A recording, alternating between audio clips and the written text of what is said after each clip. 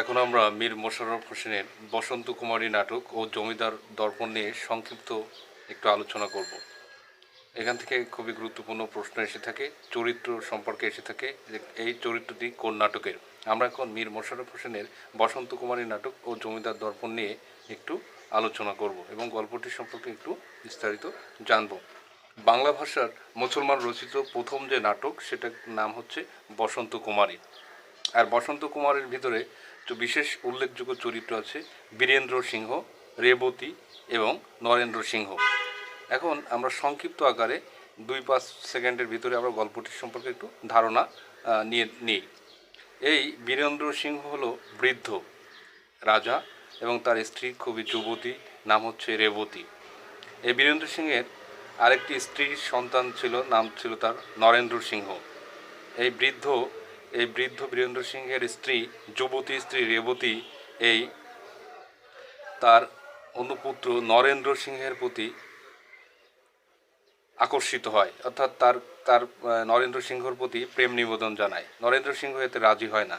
এতে রেবতী খুবই রাগান্বিত হয়ে যায় এবং ক্রোধে এই বীরেন্দ্র সিংহের যে রাজ দরবার, পুরো রাজ্যটি এই ক্রোধের কারণে ধ্বংস হয়ে যায়। মূলত এই ধারাবাহিকতা নিয়েই এই বসন্ত কুমারী নাটকটি মূলত লেখা। মীর মোশাররফ হোসেন তিনি লিখেছেন।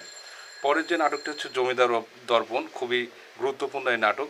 এটি হচ্ছে মীর মোশাররফ হোসেনের খুবই গুরুত্বপূর্ণ একটি নাটক। এটাকে বলা হয় বাংলা ভাষার মুসলমান চরিত্রে অবলম্বনে প্রথম নাটক কোনটি? তাহলে আমরা এই জমিদার দর্পণটি লিখতে পারি।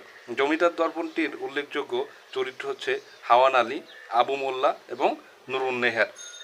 এখানে খুব গুরুত্বপূর্ণ এই বিষয়টি হলো যে হাওয়ান আলীর একজন, তিনি যে রাজমালিক, অর্থাৎ তিনি একটি রাজ্যের রাজা।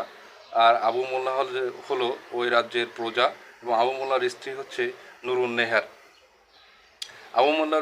নুরুন্নেহার যেহেতু জমিদার, সুতরাং জমিদার প্রজার উপরে যে ধ্বংসযজ্ঞ চালায়, যা অত্যাচার চালায়, তারই একটা ধারাবাহিক রূপ এখানে উল্লেখ হয়েছে। আবু মোল্লার স্ত্রী ছিলেন গর্ভবতী নুরুন্নেহার। এই গর্ভবতী নুরুন্নেহারকে এই হাওয়ান আলী ধর্ষণ করে, শুধু ধর্ষণ করেই ক্ষান্ত হয় না, হত্যা করে।